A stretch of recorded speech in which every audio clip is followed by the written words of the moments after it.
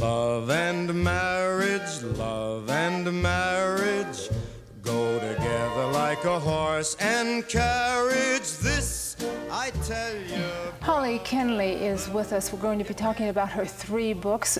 She is a psychotherapist, and as a psychotherapist, of course, it is her job and part of her continuing education to read about the human condition, whether it be cyberbullying or marriage and family issues. You've been on the show a number of times this month talking about cyberbullying and an event coming up, which is so very important. You also have written Bullying No More, Parenting a High-Tech Generation. You need a high-tech roadmap for that. Yeah, in fact, you need to go back to school for that. Cyberbullying it is a huge issue right now, and it's growing, it's increasing. Everything is exacerbating it because we have more technology out there. So it is growing by leaps and bounds, more than we've ever seen it before. What do you tell parents about, if there's a general comment about parenting a high-tech generation? One of the most important concepts, Tanya, and also thank you for having me on again, I really appreciate it. You're very welcome. Is that the more proficient that our youth become on technology, the more at risk they are for being cyberbullied. And I always tell parents that the degree of access also that they have to their technology is a predictor to the degree of consequence. So just something to think about. But the more the parents become aware of all the nuances and all the high-tech information that's out there, the more able they are to monitor and pick up if the child might be being bullied. Yes, and you said a key word though, monitor. And I talk to a lot of different parents and guardians, and they're for some reason somewhat reluctant to monitor their child's online life. What did they tell you? You've got to give me reasons on that. Yeah, they'll often say, Holly, you know, I feel like I'm invading their privacy. That would be the #1 issue. I feel like it's their private world. And what I say is, and it's a concept I use in Cyberbullying No More, is that their net neighborhood is not unlike their real life neighborhood. When you would ask your child in their own neighborhood where they're going, who you talk to, did you talk to this one, did you associate with this, stay away from this person, I mean, it's the same thing. Yes, so you want to do that in their net neighborhood as well. And once they kind of get that, then they're a little bit more open to the concept of monitoring. Have we gone a little bit over the edge on worrying about invading our child's privacy? Years ago, that wasn't a huge issue until a child is 16, 17, 18, really. Not that they don't have a private life and are entitled to that, but we didn't worry so much years ago. We were parenting, we were monitoring, we were raising and disciplining.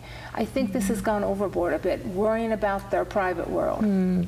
I couldn't agree more, and that's why, Tanya, I highly recommend, if parents aren't going to do anything else, and this is sometimes flips people out when I say this, but every family, if you have children, you should have a family internet safety agreement. It's just absolutely mandatory. It's just like we would want to understand if our children were taking the car and driving away in it, that they're equipped and prepared and ready to handle that. It'd be the same thing as letting your 10-year-old walk down a freeway. Yes. I mean, you would be taking the child by the hand. Why would you let the 10-year-old have free reign on the internet?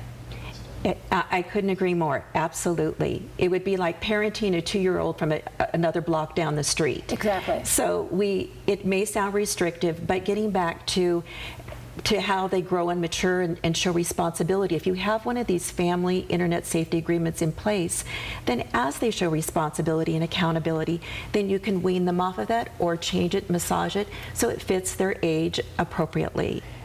Changing the hat just a bit, but it all melts together, I'm certain. Marriage and family therapist.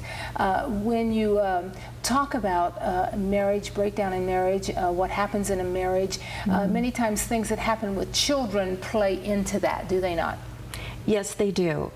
Absolutely. There's oftentimes, whether it's a blended family or an intact family, depending what the dynamics are, children do. If there's different ideas about parenting styles and rules and regulations as far as the parenting styles are considered, that of course can cause divisiveness in the marriage. Speaking of a break in a marriage or a breakdown of communication, you say on the back of Mountain Air, relapsing and finding the way back one breath at a time, deep down inside each of us knows what our truths are. It is unforgivable to lose them. It is unforgivable not to reclaim them. Obviously, this is in Mountain Air. Marriage and family therapist is the focus here, but we could even put that over to parenting a high-tech generation. All of this melds together. It does. Each of these 3 books has a little bit of a different theme or angle or recovery issue that I'm addressing. But whether it's parenting, whether it's betrayal, whether it's relapse, and whether it's a broken marriage, whatever it is. Yes, it all does, of course, affect relationships within the family and within the marriage. Within the marriage, recapturing, getting back, mending a marriage, mending the offenses that may have happened. How do you talk to people about this?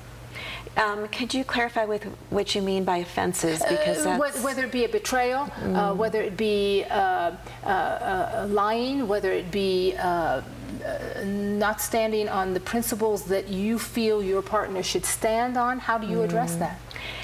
That's a very complex question, but one of the principles when I was in there working with couples in session and in therapy, kind of a two-pronged thing, is that one, depending on what the injury and the injustice is that many times the victim, let's say in the partnership, tends to hold his or her healing contingent upon what the betrayer or the offender does.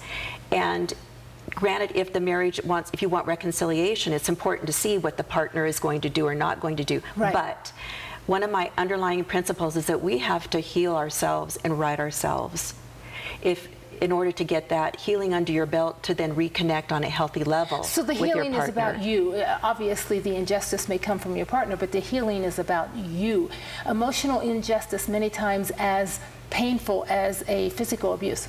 Oh, absolutely, absolutely. I worked in the areas of abuse and trauma in particular, all kinds. And that kind of trauma and injury, in my opinion, Tanya, really must be dealt with individually, and as I said, righting yourself and your spirit and navigating from a whole and well place of being. You say in, and I forget which book, you say that trust is an innate emotion.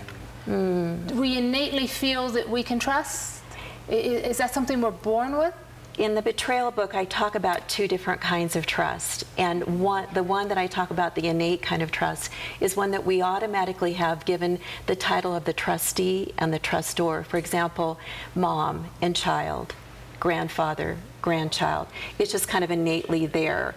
And then I talk about another kind of external type of trust too. We'll talk about that when we come back. Holly is staying with us. You stay right there for more on the Morning Scramble.